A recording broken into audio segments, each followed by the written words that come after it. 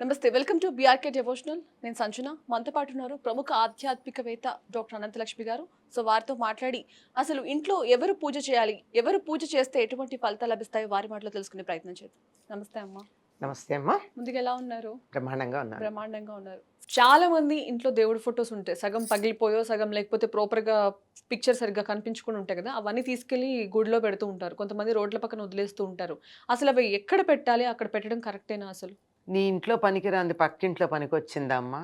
లేదు. నీకే పనికిరాంది గుడిలో పెడితే మంచిదా? హ్మ్. గుడిలో ఉత్తమమైనవి ఇవ్వాలి, ఉపయోగపడేవి ఇవ్వాలి, దేవుడికి నచ్చేవి ఇవ్వాలి. అంతేగాని నీకు పనికిరాలేదు కదా అని చెప్పి దేవుడి మొహాన పారేస్తామా? తప్పు కదా! హ్మ్. అంచేత దేవుడి గుడిలో పెట్టకూడదు. అలాగే రోడ్ల పక్కన పెడితే దాని విలువ తెలియనటువంటి వాళ్ళు ఏదన్నా చెయ్యొచ్చు. అది ఏమిటో తెలిసి కూడా చెడ్డ పని చేసేవాళ్ళు కొంతమంది చాలా ఉన్నారు. మంది ఉన్నారు. ఎందుకంటే దేవుడి ఫోటోని తొక్కుతాను అని చెప్పేవాళ్ళు హ్మ్. ఉన్నారే, హ్మ్. అటువంటి వాళ్ళకి మరీ సౌకర్యం. హ్మ్. లేదు వీటిని చూపించి సనాతన ధర్మంలో ఇట్లా ఉంది, సనాతన ధర్మం అని కూడా వాడర్లేండి వాళ్ళు, హ్మ్. హిందువులు అని ఓ హ్మ్. పదం వాడేసి పెడతారు. అవును. ఇలాంటి మన గురించి మనమే చెడు ప్రచారం చేసుకోవడానికి అవకాశం ఇస్తున్నామని అర్థమవుతుంది హ్మ్. దీనివల్ల. అంతే కదా! అట్లా కాకుండా ఉండాలి అంటే తప్పనిసరిగా మనం చేయవలసింది ఏమిటి?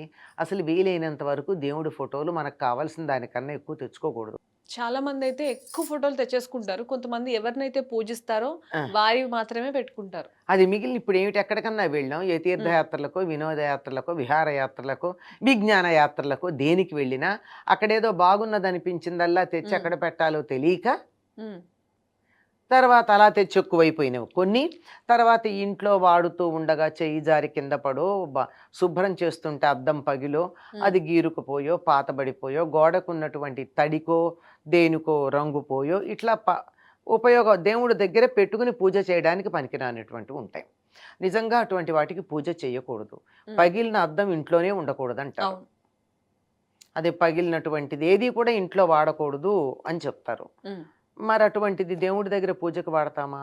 అలాగే ముఖం సరిగ్గా కనపడనటువంటి దేవుడి ఫోటోలు కూడా మనం వాడడం అన్నది సరైన పద్ధతి కాదు. హ్మ్. దేవుడు అంగవైకల్యం ఉన్నవాడు కాదు కదా! అవును. మరి అటువంటప్పుడు ఏం చేయాలి? నిన్నటిదాకా పూజ చేసాం, ఇవాళ పనికిరాదు. ఏం చేయాలి? హ్మ్. అటువంటి వాటిని తీసుకెళ్ళి గోడ దగ్గరనో, ఏ గోడ పక్కనో, ఏ గుడిలోనో ఎక్కడో పడేయకూడదు. అది చాలా తప్పు. హ్మ్. ఎందుకంటే వాటిని మనము సరిగ్గా గౌరవంగా చూడలేకపోతున్నాము అన్న పరిస్థితిలో కదా పెడుతున్నాం. అవును. అక్కడ గౌరవంగా చూస్తారా? లేదు గదా! నేను చూసినా అవును. చూడకపోయినా వాటికి ఉన్నటువంటి గౌరవాన్ని, భక్తిని తగ్గించినట్టే గదా! హ్మ్. మరి దాన్ని ఏం చెయ్యాలి అంటే హ్మ్. ముందర అద్దాలు తీసేయండి. హ్మ్. చేయలేరా ఆ మాత్రం? ఆ! పూజ చేసిన వాళ్ళు ఈ పని కూడా చేయొచ్చు గదా! అద్దాలు, దాని చుట్టూతా ఉండే ఫ్రేము, మేకులు ఇట్లాంటివన్నీ తీసి పక్కన పడేయండి. వాటి గురించేం సమస్య లేదు. హ్మ్. అద్దాలను చాలా జాగ్రత్తగా ప్లాస్టిక్ కవర్లలో పెట్టి, చెత్త ఎవరు ఉంటారో వాళ్ళకి చెప్పే ఇవ్వండి. ఇది అద్దం హ్మ్. ముక్కలు నాయనా జాగ్రత్త, చెయ్యి ఆహ్, ద చేతికి గాయం చేసుకోవద్దు అని చెప్పి అది ఇచ్చి, ఈ మిగిలినటువంటి ఫోటోలుంటాయే, హ్మ్. వీటిని వీలైతే ప్రవహించే నీళ్ళల్లో ఎక్కడన్నా కలపండి. హ్మ్. ఏ నదిలోనో, సో, ఏరో. చాలా మంది ఏం చేస్తారంటే ఇప్పుడు మీరు చెప్పారు కదా! అవేం తీయకుండా డైరెక్ట్ పువ్వులు అవన్నీ కలిపి ఇవి ఫోటోస్ అన్ని కలిపి ప్రవహించే వాటర్‌లో నీళ్ళల్లో ఏసేస్తూ వేస్తే ఉంటారు. ఏమవుతుందమ్మా? హ్మ్. ఎంత ప్రమాదం? అవును. ఆ గుచ్చుకుపోతూ వెళ్ళి ఉంటాయి. ఏ చేపకో తగిలిందనుకో, హ్మ్. అందులో ఉన్న జలచరానికి తగిలాయి. నీళ్ళల్లో దిగిన వాళ్ళు ఎవరన్నా ఉంటే వాళ్ళకి వాళ్ళకి గాజు తగులుతాయి. ముక్క గుచ్చుకుంటుంది. అవును. లేదా అదేంటి, కొయ్య ఫ్రేమ్ ఉంటే ఆ హ్మ్. ఫ్రేమ్‌కి మేకులుంటాయి. హ్మ్. ఆ మేకులు కాల్లో గుచ్చుకుంటే నదీ స్నానానికో, చెరువులో స్నానానికో వెళ్ళిన వాళ్ళకది గుచ్చుకుని, దానివల్ల వాళ్ళకి ఎన్ని రకాల ప్రమాదాలు జరిగే అవకాశం ఉంది. అవును. అవన్నీ జరిగితే కారణం ఎవరు?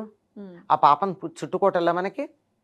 వీలైనంత వరకు ఎవరికీ మనం చేసిన పని వల్ల హాని కలగకుండా చూడాల్సిన బాధ్యత ఉంది మనకి. అవును. అంటే నేనట్లా చూస్తే కదా అవును. నాకు హాని కలగకుండా మిగిలిన హ్మ్. సమాజంలో వాళ్ళు చూస్తారు. కనీసం ఆ యెస్. దృష్టితో అన్నా మనం ఆలోచన చెయ్యాలి. యెస్. ఈ మార్పు మనం కోరుకున్నప్పుడు మనం కూడా ఫస్ట్ మారాలి. అంతే కదా! యాహ్! మనం ఎలా ఉండాలనుకున్నా, పక్కింటి వాళ్ళు చెత్త మన ఇంట్లో వేయకూడదనుకున్నప్పుడు మనం కూడా మనం గూడా పక్కింట్లో చెత్త వేయకూడదు. అంతే కదా! ఇద్దరు వీళ్ళు వాళ్ళు చూడకుండా వీళ్ళు వేసి, వీళ్ళు చూడకుండా వాళ్ళు వేసి, మొత్తం అంతా ఈ గోడ మించంతా ఇటు నుంచి ఇటు, ఇటు నుంచి హ్మ్. ఇటు చెత్తలు మారిపోయే కాలనీలు చాలా కనపడుతూనే ఉంటాయి చాలా మనకి. ఎంత ఉన్నాయి. భయంకరమైనటువంటి మానసిక స్థితి అన్నది హ్మ్. ఆశ్చర్యకరంగా ఉంటుంది. జంతువు కూడా చేయదా పని. అవును. మనుషులు చేస్తున్నాం. కనుక ఇలా చేసిన తర్వాత మిగిలిన ముక్కలు ఉంటాయి. కాగితం ఉంటుంది గదా! దాన్ని నీళ్ళల్లో కలిపేస్తే మంచిది. అలా నీళ్ళల్లో కలపడానికి మీకు అవకాశం లేకపోవచ్చు.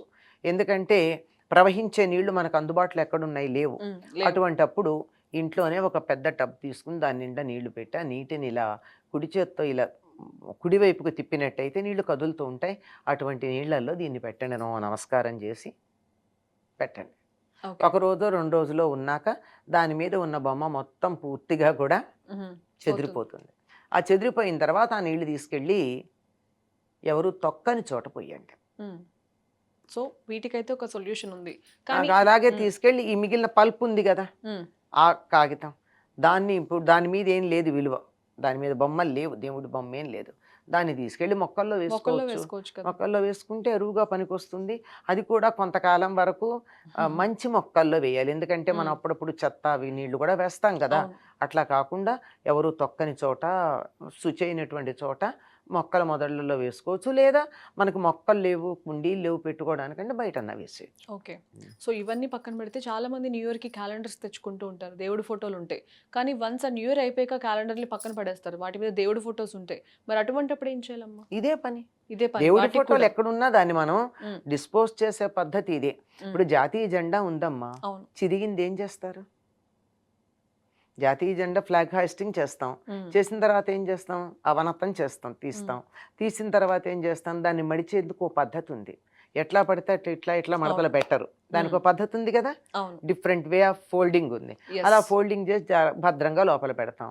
కానీ ఏదో దుమ్ము పడింది, వాన పడింది, కొంచెం రంగు పోయింది, అది మళ్ళీ ఎగరేయడానికి పనికిరాదు. అప్పుడు ఏం చేస్తున్నాం? దాన్ని తీసుకెళ్ళి మర్యాదపూర్వకంగా సెల్యూట్ చేసి దాన్ని తగలబెడతాం తప్ప ప్రత్యేకంగా మళ్ళీ ఎక్కడ వేయం, దానికే అవును. చేస్తాం తప్ప, దాని వరకే చేస్తాం. అదో పద్ధతి అనుకున్నారు, అవును. అంతే తప్ప ఎక్కడ పడితే అక్కడ పడేయటం, అలుగుడ్డలా వాడడం, మరో పద్ధతిగా వాడడం ఉండదు కదా. ఒక మంచి పనికి వాడినటువంటి వస్తువుని దాన్ని చెడ్డ పనికి తర్వాత వాడకూడదు. అలాగే చిన్నపిల్లలకి ఇప్పుడైతే డైపర్లు వచ్చాయి, అవును. అందుకే నాకు బాధేస్తుంది. పూర్వకాలం పిల్లలకి కింద బట్టలు వేసేవాళ్ళు, మెత్తని బట్టలు. అవును. ఆ బట్టల్ని అలుగుడ్డలుగా వాడేవారు కాదు, ఇల్లు తోడవడానికి వాటికి, తెలుసా. అవును. పిల్లలకి వాడింది, పిల్లలకి పక్క వేసినటువంటి బట్టలు కదా, పిల్లలకి లంగోటీలు కట్టిన బట్టలు కదా, వాటిని ఎట్టి పరిస్థితుల్లో ఇల్లు చిమ్మడానికి కానీ అలుగుడ్డలు కానీ వాడేవాళ్ళు కాదు. అంటే పిల్లల మీద మనకున్నటువంటి ప్రేమ కొద్దీ వాటిని ఇట్లా వాడినప్పుడు దైవానికి సంబంధించిన వాటిని, దేశాన్ని కూడా దేవుడిగా మనం భావిస్తాం కదా, దాన్ని ఎలా వాడతామమ్మా వేరే వాటికి? దేనికి ఇవ్వాల్సిన గౌరవం, దేనికి ఇవ్వాల్సిన మర్యాద దానికి ఇవ్వాల్సిన పని ఉంటుంది. కనుక క్యాలెండర్ల పైన ఉన్న బొమ్మల్ని కూడా మనం జాగ్రత్తగా ఇలా చేయొచ్చు. మా చిన్నప్పుడు పుస్తకాల కట్టలు వేసుకునేవాళ్ళు. అవును. ధన్యవాదాలమ్మా, నమస్తే చాలా అమ్మా. చక్కటి విషయాన్ని చాలా చక్కగా వివరించారు. మంచిది, సంతోషం.